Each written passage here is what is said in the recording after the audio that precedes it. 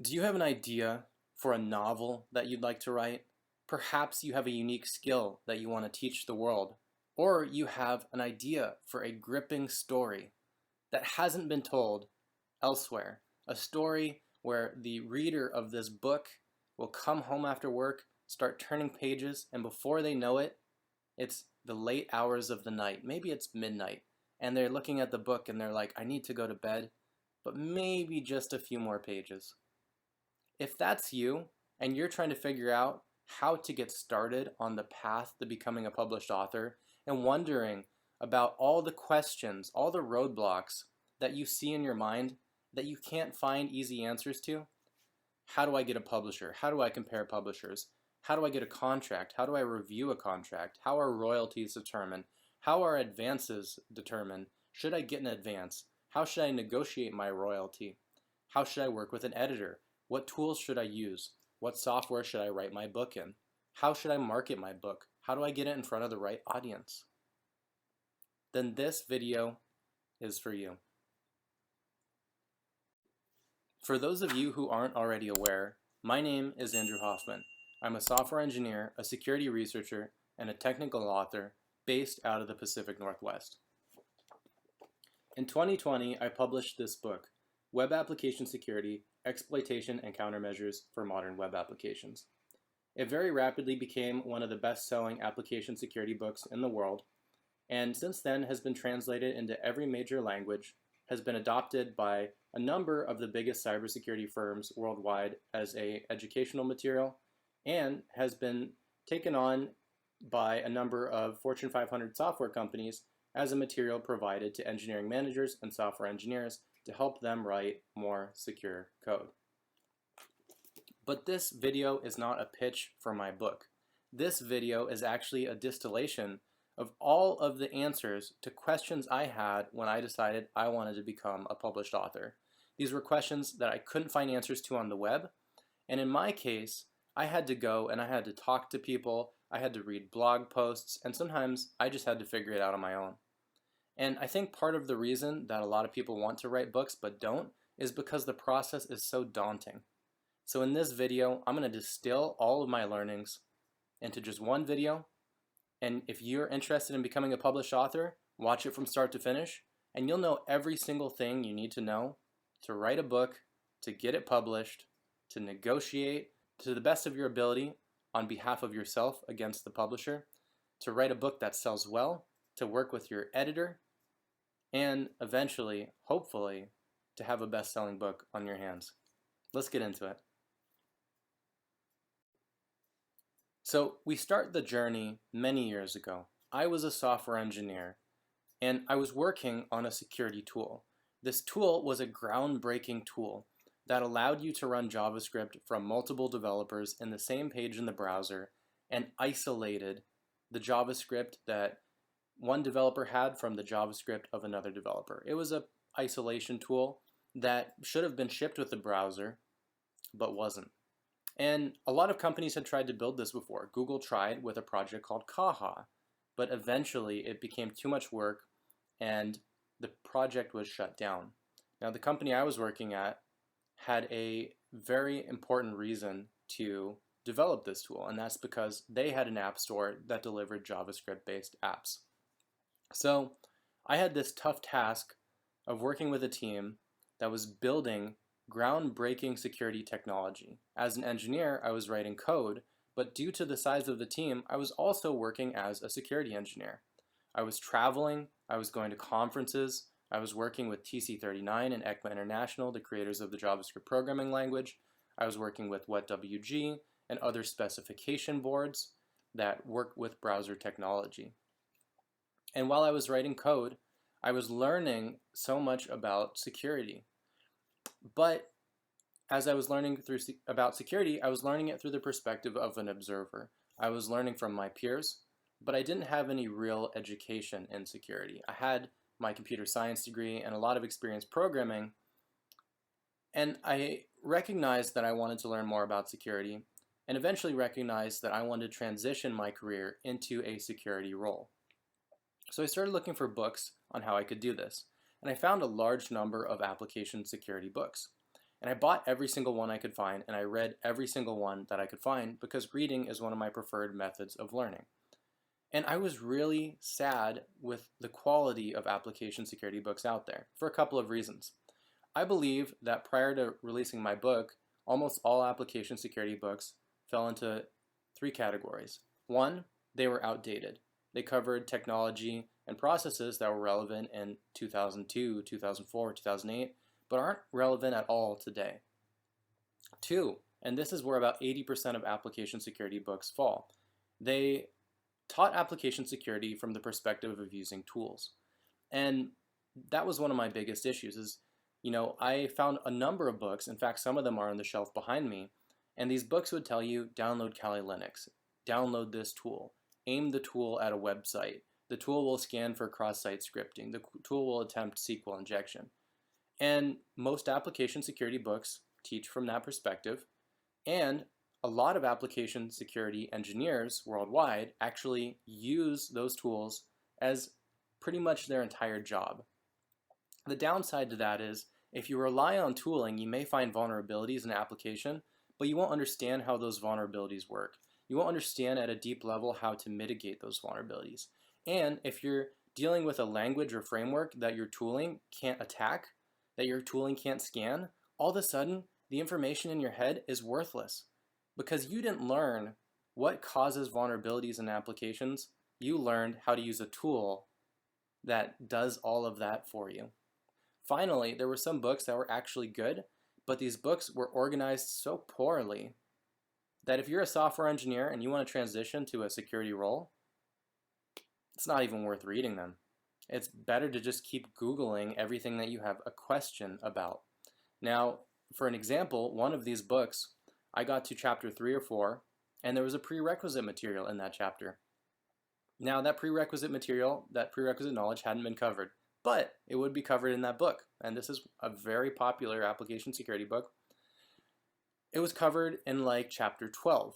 So I'm on chapter 3 or 4, and then I'm like, okay, I need to learn this. Where is this? Table of contents. Well, this isn't chapter 12. That's kind of weird. So I go to chapter 12. Now, chapter 12 I start digging into, and chapter 12 has prerequisite knowledge as well. That's not covered in the book. So now I have to go to the internet. I go to the internet, get that prerequisite knowledge, go back to chapter 12, read chapter 12, and then I go all the way back to chapter 3 or 4 and read what I was originally trying to learn. And that's a waste of time. And no book should be written in that way. Now, this particular book I actually think is good as a book that's used as a reference. Once you already know enough that you know what you're looking for. But if you're just getting into security, if you want to have a career in cybersecurity, in particular in AppSec, these books just didn't cut it. So I eventually ended up learning largely by teaching myself. I developed my own testing environment, and I downloaded a whole bunch of apps. I downloaded secure apps, and I tried to break into them even with the security mechanisms in place. I downloaded insecure apps, and I tried to figure out how to make those apps more secure. I did this over and over again with probably hundreds of applications. And I imagine it probably took me thousands of hours until I was competent. And once I had hit the point where I was competent and had already transitioned into a career in the security world, I had this realization that, the book that I wish I had when I made this career transition didn't exist. And I love reading. Maybe one way that I could give back would be by writing this book. So I decided I was going to write this book. And I didn't do it for the money because I was already making a very comfortable amount of money on my salary. I really did it because my prior self, years beforehand, could have really benefited from this book. And I met a lot of people that could benefit from this book. I wanted to write a book that a software engineer or someone with a programming background could read from start to finish without taking any breaks, without having to go search things on the web, and could learn everything they need to get started in the world of application security. So that was my motivation for writing the book, Web Application Security, Exploitation and Countermeasures for Modern Web Applications. Now, if that describes you, if you're someone who wants to learn those skills, I would check out my book on Amazon. It's very fairly priced. O'Reilly is really good about that. It's a great read from start to finish. And as I said, that was my goal in writing the book. So I decided I wanted to write this book, but I didn't know what the next steps were. So I knew I needed to get a publisher, but I didn't know how to get a publisher. And I looked around, and no one on the web had really given you a good idea on how to get in contact with publishers. So what I did find was people who are in the startup world often write pitch decks, and they give these pitch decks to investors, and that gives the investor an idea if they want to invest in their startup or not. So I made the decision, I'm going to write a pitch deck. So I started writing a pitch deck. And I think the structure of my pitch deck was really important in regards to the success I had. So I would eventually send this pitch deck to 6 different publishers, the top 6 technical book publishers in the world. And 4 of them would respond to me, and 3 of them would end up giving me a contract. And my pitch was special. I think I really did a good job on that, and that's one of the places where I got lucky. The first page of the pitch was a background on me. I'm a software engineer. I worked on these security tools. I've worked with big organizations. I've worked with, nonprofit boards, committees for programming languages, etc. I made the transition to security, and I learned all this stuff on my own. And I want to write this book for people who are in that position where they want to transition from being a developer to a security engineer. So my background, followed by why I wanted to write the book. And then after that, what I did was actually probably one of the most important parts of the pitch. I think my background probably didn't matter that much. And, I think the reason that I wanted to write the book and what I wanted the book to look like was important, but I don't think it's the most important part. What I did that I think was a great decision was I included 2 pages of marketing research. Page number 1, I included a lot of really good research on the field of application security. I wrote about where vulnerabilities are occurring in applications, and I pointed to basically a number of large tech companies and how they'd been hacked in the past. I also pointed to the career growth across the world in this field and was able to point out that this is a very rapidly growing field. And from that, I came to the conclusion that this book will become more and more popular, or has the capacity to, as time goes on and more people migrate to this field, application security. More people move to cybersecurity roles. And not all my readers are in AppSec. A lot of them are in cybersecurity and just want to branch out their knowledge a little bit more. So that was a very important part of the pitch, but I went even further, and I did a page of market research that compared each publisher I pitched to the other publishers that they competed with. So if I was pitching publisher A, I would say, here are the application security books you've published. You published one 10 years ago and one 8 years ago. Both of them failed. But you have this competitor that has a very successful application security book, and they're releasing another one in 3 months. And I would say, it actually looks like a lot of these publishers are investing into their security departments. And it turns out that actually was true at the time. I had multiple of them come to me and say, you know what, we actually see this as a growing industry. Our market research team has told us that this is a growing industry. And so, my pitch was really aligned with what a lot of these companies were trying to invest in, and did a good job of just providing them with additional information on my particular field and its growth rate, as well as what their competitors were doing. And I think by having those 2 components of market research in my pitch became very powerful. So I sent this pitch out to the 6 biggest tech book publishers in the world, and 4 of them called me back, and 3 of them said, I'd like to give you a contract. And so that's the pitch. And that's how you get in contact with tech book publishers. At least that's how I did it. And it felt like it worked very well for me. So I would highly suggest writing a pitch, fine-tuning your pitch per publisher, and most importantly, including market research on what you're writing about and what the publisher's competitors have written books about. The next step was the contract. Now, the contract negotiation phase is pretty difficult if you're a new author. First of all, you don't have a lot of leverage because you've never written a book before. And there is some truth that, much like an investor investing in a startup, that the founders of that startup have never started a company before, the publisher is going to be taking some risk when they invest in you. They might not be investing as much resources as a startup would get from a venture capital firm, but they are going to invest money into your book. So they're going to give you a contract, and initially it's probably not going to have great royalties, and it's probably not going to have a great advance. Now, an advance is money that you get beforehand. It's not a bonus. You have to pay it back, but it gets paid through the earnings of the book. And in my situation, I had a comfortable wage, so I didn't care too much about that. I would have preferred a higher royalty rate, but I was happy to get a royalty rate that was very transparent. What I learned is different publishers calculate their royalty rates differently. So some publishers might tell you we give you 10% royalty on everything, all revenue. Another might say you get 20% on all profits. Another one might say you get 20% on all revenue as long as the books are sold full price. But if a book is sold under a certain rate, you don't get anything. And so you need to learn that these contracts can be pretty cryptic, and I would suggest trying to find a more transparent contract. I did eventually talk to a number of authors and found out that a lot of these publishing firms that only give you royalties on full price books, the authors often don't make a lot of money because, for example, if your book is sold in a bulk deal to Barnes & Noble, Barnes & Noble is not going to pay full price for that book.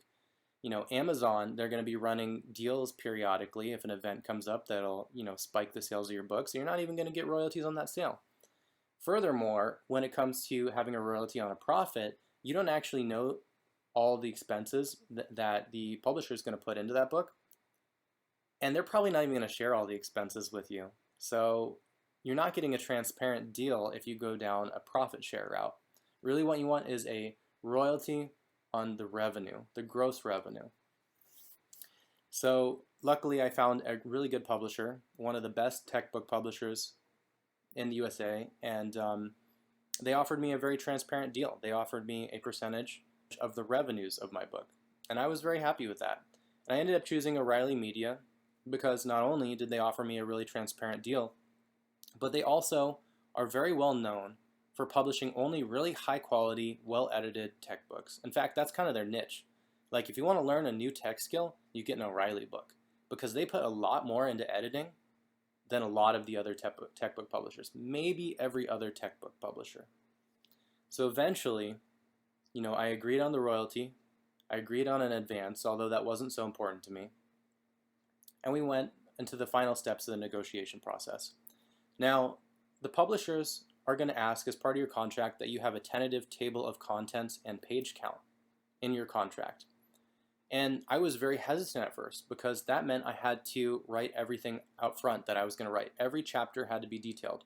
And I asked, what if I want to add or remove chapters to make the book better? And what I was told is that's flexible as long as my editor agrees with my changes. And so we agreed on a page count. It was above 350, I think it was 350 pages. And we agreed on a tentative table of contents. And because they had told me that, I decided, okay, I'll give this a shot. And luckily, I got a really good editor. And my editor was totally on board with my vision for the book and supported me whenever I needed to add or remove a chapter, change the table of contents, or even modify the page count a little bit.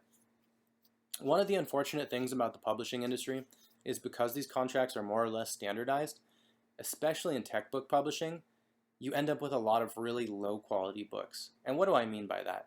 If a publisher tells you that you have 12 months, and that's another thing in the contract, they will say you need to agree upon a certain time frame in which you'll write this book because a book that's relevant in the next 12 months might not be relevant 36 months from now. So you agree on the time frame and the page count and of course the table of contents. And a lot of authors, they agree to do 400 pages of a book and they get to 300 pages and they realize that they're out of content to write. They've drained their brain of all the skills that they could put in this book, all the content they could write about. So what do? They start padding the pages. Just like you would pad a page for a paper when you're in high school, authors do this all the time, especially technical authors. So technical authors, you read a lot of technical books, you'll find enormous amounts of source code that are boilerplate code. This is useless code that doesn't teach the reader anything. I wanted to avoid that. In fact, I desperately wanted to refuse adding any boilerplate to my book. And that's one of the criticisms of my book. Some people read my book and they say, I'm unhappy with this book because it doesn't include all of the source code. It only includes the relevant source code to the chapter. I wish I could compile the whole application. There's a book on my shelf behind me that's about a 600-page book on game programming. in particular building game engines. And one of my biggest criticisms of that book is includes enormous amounts of boilerplate, pages upon pages of boilerplate. It's a good book, but it's definitely padded and could have been reduced 100, maybe even 150, 200 pages. So my book, I wanted to teach application security, and I wanted to point out relevant source code, but I did not want to pad the book. Initially, I agreed to a 9-month time frame. I didn't know at the time, but that's way too short, and they were pressuring me because they wanted to compete with other publishers' releases. And a couple months into the writing, I told them, I'm like, I really want to write a good book. I'd rather write a good book than a rushed book. And at that point in time, I had written multiple chapters, and those chapters were actually really popular with the internal editing teams, so I got an exception. And they gave me a month, I think a year and a half, to write and edit the book. So that was good for me. But in retrospect, as a first-time author, I would suggest taking the amount of time you expect the book will take to write and doubling it. So if you think you can write it in 12 months, tell your publisher you can write it in not 12 months, but 24 months. And I think that will allow you the flexibility to write a good book versus feeling rushed. Similarly with the page count, they'll ask you for a page count. I would suggest taking the page count that you think that the book is going to be and maybe subtracting 20% from it. Now, when books are sold in bulk, a lot of people don't know this, but bulk books are often sold by the page. And that's the reason why page counts are included in that contract. So if your publisher goes to Barnes & Noble and they're like, hey, we'd like to sell you 1,000 copies, Barnes & Noble will be like, how many pages is each novel? We'll pay you X per page. Maybe some exceptions for big name authors, but that's just how the industry works. So that's the contract. Eventually you sign on a contract and you get writing. Now when you're writing, you'll end up with some questions like, what tools should I use? Well, I was given the option of writing in Microsoft Word or O'Reilly's proprietary platform called Atlas, which is built on top of a markup language called AsciiDoc and on top of the Git version control system. If you're writing for O'Reilly, Atlas is the way to go. Atlas, I believe, is the future of publishing. It's version controlled, so if I've rewritten a chapter 6 times, I can look back and see the first and second version if there's something I want to pull out of it. And it's web-based and collaborative. What does that mean? That means your editor can actually edit things from the web, and you can write things on the web, and you can perform these things asynchronously, and their comments will appear right by yours, and you can actually just click a couple buttons and merge their feedback in. Versus working with a Word doc where you have to write a doc, email it out, get feedback, get the feedback, the version including the feedback, the comments, open it up in Microsoft Word. Now you have multiple versions of this and you're tracking like a dozen different Word docs. I would strongly suggest avoiding Microsoft Word for writing a novel, for writing a large book. Now, Word might be okay for someone who's writing a research paper that's 15 pages, but when you have 300 pages of content that you're writing and editing with multiple other people, definitely avoid Word. Now, if you don't have access to Atlas, there's other ways that you can replicate this technology stack. I would suggest looking into Markdown or AsciiDoc and downloading a compiler for either of these onto your computer and setting up a GitHub repository or any other hosted Git and sharing that with your editor. And I know some other publishers, even non-tech publishers, are okay with this. And this is really the way of the future, and it cuts down on maybe 20% of the time that you would have spent just with the logistics that you would have to deal with your editing team. Now in my case, I was assigned my own editor. At the beginning I had an editor, wonderful editor, very helpful, and very much, like I said, in support of my vision for this book. And our process for writing looked like this. I would agree with the editor on what the topic of the chapter would be, largely based on the table of contents that we agreed on in the contract. Now that was subject to change, and I could pitch a change, and it was always approved. Then I would write the chapter. I would get feedback from the editor, and then I would have the option to incorporate that feedback. We did this time and time again, and I had a very structured day so that I could work and write this book. So every Tuesday and Wednesday after work, I started writing the book. So I started working on the book at 6 p.m. and finished at 10 p.m. And I clocked in, recorded all my times, and my goal was to, of course, write this in the 9-month period. Now I got that extension, of course, so I could do it in 16 months. I feel like I believe it was 18 months, including editing, before the book was published. And I calculated that throughout that whole process, near the end, I had to add on additional days and additional times. It took me about 750 hours total between writing and editing. So about 750 hours went into this book, and that's a lot of time for anyone to dedicate. So if you have a lot of obligations after work, for example, if you have a family, if you have kids, if you have multiple jobs or extracurricular activities, you need to be able to manage your writing into your schedule. So if you can't manage as much time in the short time frame that I did, then you need to get an extension on the time that you have to write your book. So after me and my editor finished the entirety of the book, it actually went to a separate editing team. So it went to a larger team that reviewed it for typographic mistakes, grammatical mistakes. The book was proofread by a large number of industry experts, and I was able to pick some of those. So, some of my friends from, for example, OWASP were able to help with guaranteeing the accuracy of the book. I had security engineers and software engineers from a large number of tech companies, from Google and Microsoft and Salesforce, that came in, and we gave them review copies, and I think we were able to give them some money too. The publisher was able to pay them in order to review the book. Now, this isn't reviewing for stars on Amazon or another platform like this. This is reviewing for technical accuracy. So the book hasn't even been published yet. So, a good publisher will actually connect you and be willing to pay industry experts to review your book. And if it's not an educational book, they will get previous authors who sold very successful books to read your book and review it and give you feedback. And I had a couple of those on board as well. So O'Reilly was really good when it came to that. O'Reilly has a huge network of authors with expertise in a large number of technical fields. And I think before the book was published, there was maybe 20 industry experts that had eyes on it, that had reviewed it for technical accuracy. My full-time editor, which had been there throughout the whole process, assisting in the writing.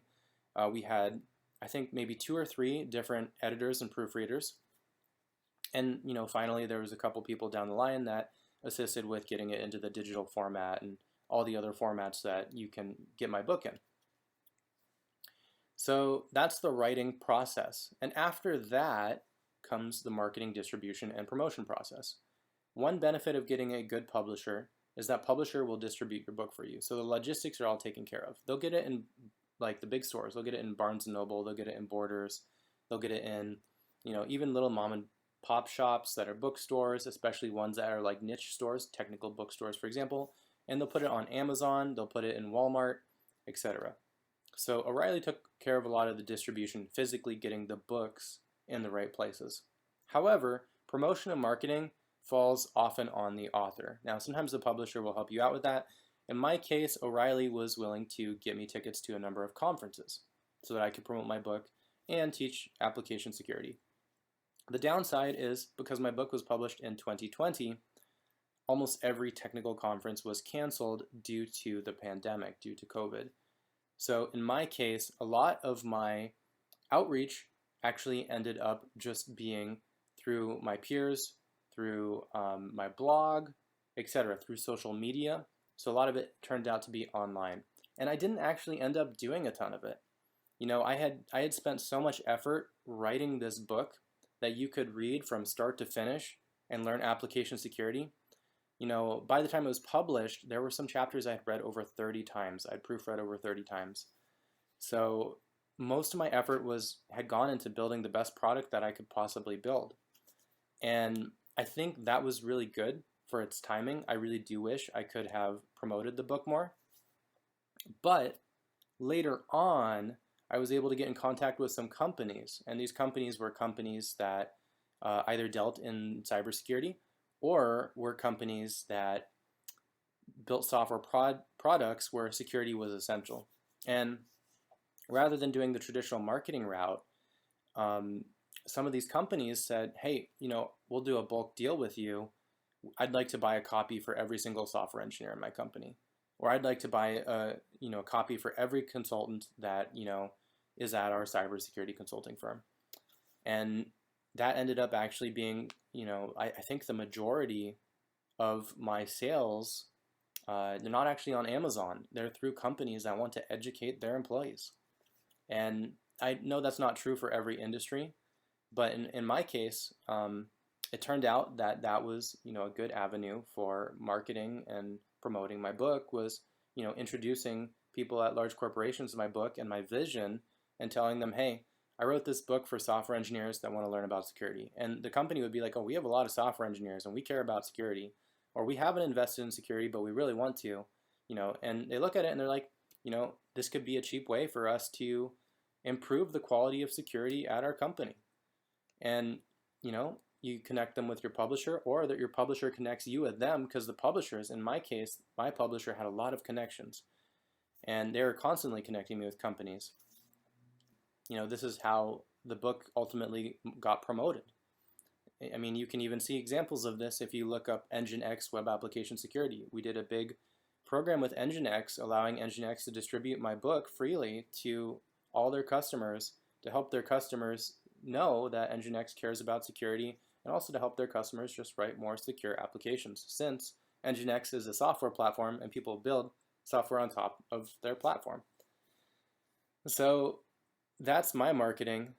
I talked to a lot of authors since then and know a lot of authors typically go down a more traditional route where they'll go to conferences, they'll speak, they'll do book signings, and maybe if I do a second edition, I'll get the opportunity to do that once the pandemic is largely over. But I really have to thank O'Reilly for setting me up with all these opportunities, getting my book in front of so many companies, closing deals, and ultimately that led to a lot of success with the book. I would say, my closing thoughts on writing a book is, yeah, writing a book is actually really hard, and it's always harder than people expect. I covered a lot of the pain points and the solutions to those pain points in this video. But ultimately, I guess if I was to summarize, I would say, if you want to write a book, you need a pitch. If you want a publisher. If you want to self-publish, you can, but if you self-publish, the logistics and all the other things a publisher takes care of, you have to do on your own. So if you don't want to do that, if you just want to focus on writing, you need a pitch. And, the standard parts of the pitch are who are you and what are you writing, but I don't think that's actually what makes a pitch successful.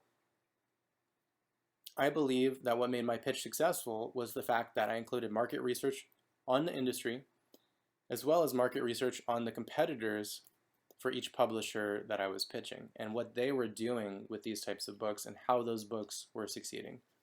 So write a very strong pitch. Definitely submit your pitch to multiple publishers. I submitted mine to 6, and only 4 of them reached out to me. I got 3 contracts. You should submit yours to at least 6, maybe 7, 8, or 9, depending on your industry. My understanding is if you're writing, for example, you're not writing a technical book, you're writing a fantasy or science fiction book, it's a little bit more competitive. So submit it to multiple publishers. And then when they give you a contract, make sure that you're familiar with the terms of that contract. Make sure you read very carefully where your royalties are going to come from. Make sure to negotiate your page count, the duration you have to write the book, and the table of contents very carefully, and make sure that they're open to flexibility. Because there are going to be some publishers out there that probably won't be flexible, and they might force you into writing a worse book just to stick to your contract. And I think ultimately, you're probably not going to get super rich writing a book. Even if it's a really well-selling book, there's a lot more ways that you could make more money.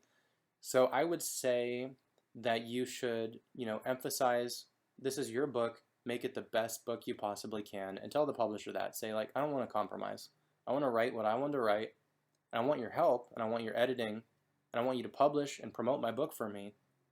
But, I don't want to be stuck to deadlines that will make me have to rush it. I don't want to have page counts that will make me have to bloat it with useless things, boilerplate code in my example. That's the example that I typically use.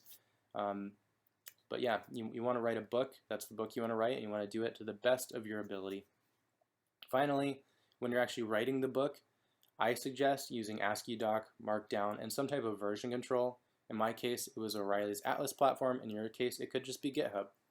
There's very good Visual Studio plugins for both ASCII-Doc and Markdown. So if you can pitch your publisher and your editor that, a lot of times you just have to get the editor on board. I think that's great. And finally, when it comes to the writing process, make sure that you schedule enough time that you can actually fit in the writing, because it's probably going to take a little bit longer than you expected. When you're done with the writing and you're marketing your book, well, in my case, I found an avenue to market, promote, and sell my book that is probably unique to technical and educational books. The book has also been very successful in Barnes & Noble and in Amazon, etc. But you need to find your target audience for the book. In my case, it was software engineers. So a lot of the sales came from software companies that wanted to educate their engineers. If you're writing, a nonfiction book, it might be different than a fiction book. But ultimately, aim for your target audience. Don't spread the net too wide, because there's going to be some people that actually want your book and they're looking for it and they just don't know where it is. And those are the people you want to find, get your book in front of, because those are the people you'll have the biggest impact on. So that's my conclusion. I hope this video was very helpful for you aspiring authors that want to write a book and didn't really know how to get started, didn't know what all the steps looked like. If you like this video, please subscribe to me on YouTube and leave some questions or comments if you have them in the comments section. I love talking about writing. I also love talking about application security. So if any of those things are things that you have interest in, or if you just want to see future videos like this on things that are of interest to me, subscribe on YouTube and I'll upload another video soon. Thanks for watching.